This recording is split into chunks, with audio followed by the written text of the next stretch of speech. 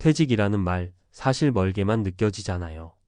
난 공무원이니까 정년까지 안정적일 거야 라고 마음 한켠에 당연하게 생각하고 살기도 하죠.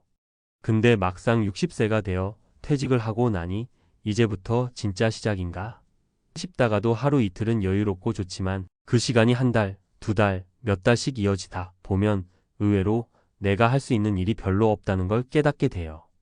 더군다나 공무원 퇴직자 든든한 노후라는 사회적 인식도 있고 주변에서 다들 그래도 편하겠네라고 하니 정작 내가 공허함이나 외로움을 느끼고 있다고 털어놓기도 미묘하죠.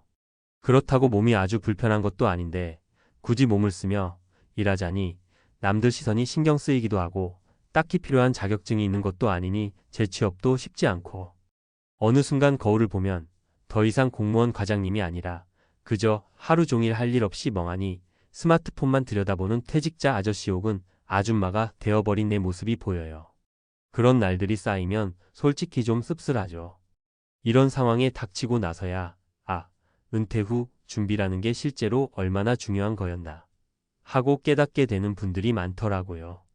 머리로는 은퇴 준비, 노후 대비라는 말을 수십 번 들어봤을 텐데 정작 그 시기가 되면 예전에 듣던 이야기랑은 완전히 다른 체감이 오기 마련입니다.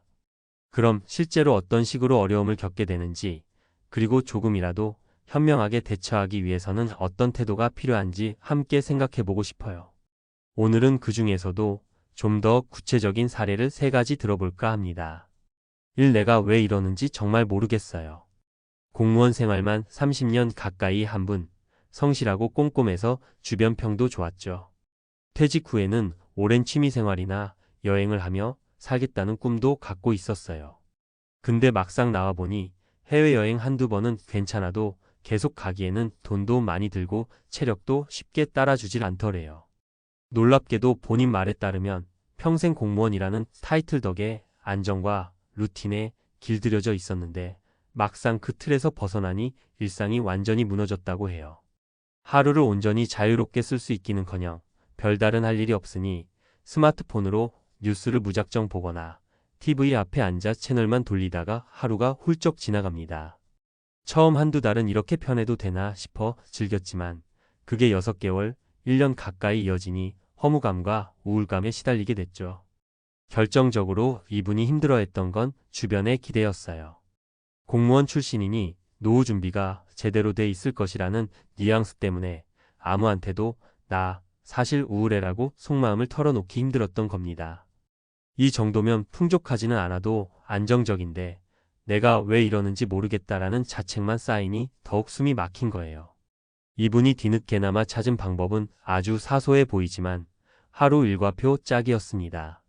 주중 오전에는 근처 도서관이나 동네 문화센터를 다니고 오후에는 식사 후 산책이나 스트레칭을 하는 걸 딱딱 정해 놓은 거예요. 게다가 가끔은 단기 과외 봉사나 재능 기부도 참여하고요. 그러면서 내 삶에도 나름의 규칙과 역할이 있구나라는 기쁨을 되찾았다고 해요.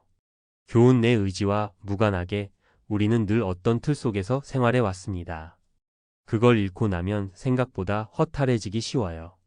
아주 작은 루틴부터 시작해서 하루하루 스스로에게 오늘 할 일과 오늘의 보람을 부여해주는 게 첫걸음이 됩니다. 이 돈 문제만 해결되면 다 잘 될 줄 알았거든요. 다른 분은 경제적인 측면은 꽤 철저히 준비해 두신 편이었어요. 재테크에 관심이 많아서 퇴직금과 예적금을 잘 운영해 목돈을 만들어둔 경우였죠. 그래서 경제적 어려움은 거의 없었어요. 공무원 연금이나 국민연금도 확실했고요. 그런데 문제는 이분도 예전부터 퇴직하면 자식들하고 좀 더 시간을 보내야지라고만 막연히 생각하고 있었던 거예요. 막상 정년퇴직 후에는 자녀들이 이미 다 커서 자기들 일도 바쁘고 휴일에나 겨우 얼굴 보는 수준이 됐습니다. 게다가 손주들 돌봐주는 역할을 하려 해도 며느리나 사위 입장에서 매일같이 시부모님 혹은 장인어른이 와 계시면 부담스러울 수 있잖아요.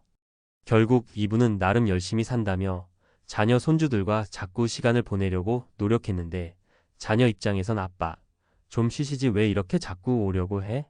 하는 반응이라 뜻대로 되지 않았죠. 그러니까 이분은 애초에 내가 경제적으로 문제없고 자식들과 편히 잘 지내면 된다라는 단순한 상상만 했다가 현실에 부딪힌 셈이에요. 결국 어느 순간부터 가족에게도 내가 귀찮은 존재가 되었나 하는 서운함이 들면서 애써 쌓아 올린 안정감이 한순간에 무너진 겁니다. 돈 걱정이 없는 대신 마음 한구석에 커다란 외로움이 자리 잡게 된 거죠. 이분 이후에 찾은 돌파구는 내 삶의 콘텐츠를 만들자였습니다.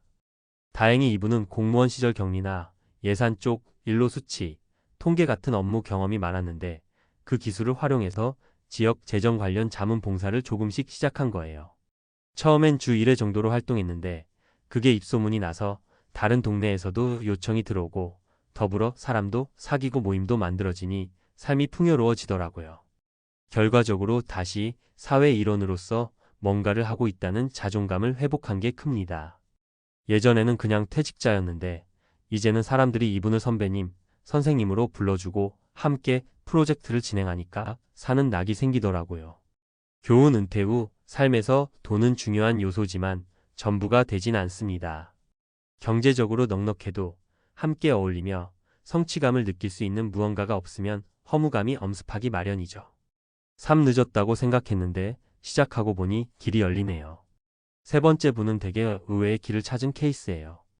이분은 퇴직 후에 꽤 우울해하던 중 혼자 간단한 미술 강좌를 듣기 시작했어요. 미술 같은 예술은 고상한 사람들만 하는 거 아니냐고 생각했지만 처음에는 단순히 시간이나 때우자 싶어서 시작한 거죠. 근데 어느 날 그림 한 점을 완성해 놓고 보니 마음이 묘하게 뿌듯했던 모양이에요.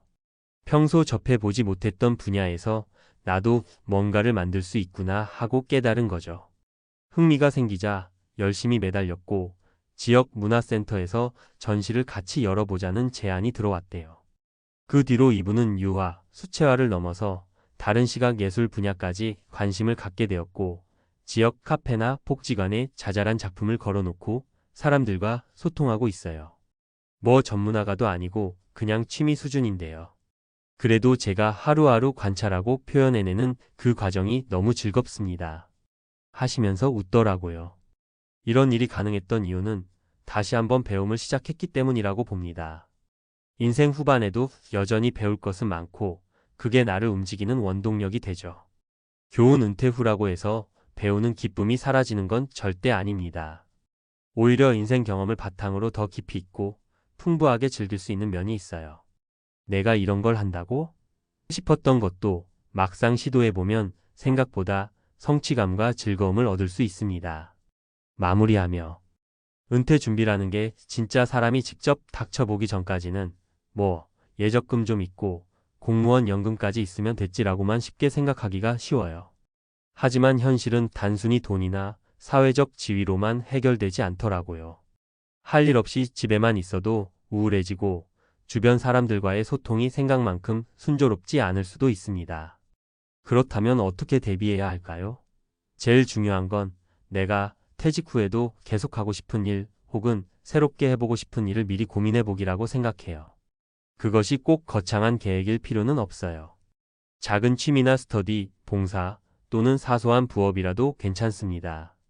중요한 건 그걸 하면서 내가 이 사회 속에서 아직도 가치 있는 존재다라는 느낌을 얻게 되느냐 마느냐예요.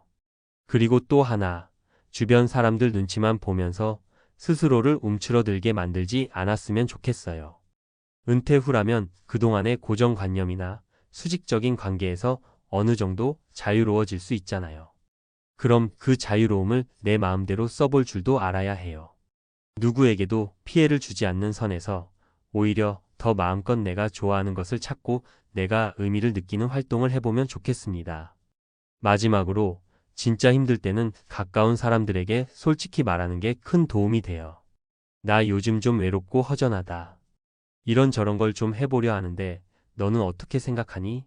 하고 속내를 털어놓으면 의외의 아이디어나 정서적 지지를 받을 수도 있습니다. 공무원 출신이라고 해서 자동으로 걱정이 없는 인생은 아니니까요. 남들은 대수롭지 않게 생각하더라도 본인이 실감하고 있는 우울과 고독감은 엄연한 현실이잖아요. 결국 은퇴 후의 삶이란 내가 스스로에게 주어진 시간을 어떻게 활용하느냐에 따라 완전히 달라지는 것 같아요. 아무런 준비 없이 막상 그 시간을 맞닥뜨리면 이제 도대체 뭘 해야 하지? 라는 막막함에 휩싸일 수도 있고, 반대로 조금씩 시도해보고 배워나간다면 오히려 그 시간이 새로운 인생 2막으로 이어질 수도 있습니다. 자, 이제부터라도 공무원 신화의 기대는 대신 실질적인 준비를 시작해보는 건 어떨까요? 인생 후반전이 결코 길지 않다고는 하지만 그렇다고 짧지도 않아요. 그 시간을 미칠 것 같은 지루함과 허탈함이 아니라 설레고 즐거운 기회로 바꿀 수 있도록 작은 한 걸음씩 내딛어 보시길 바랍니다.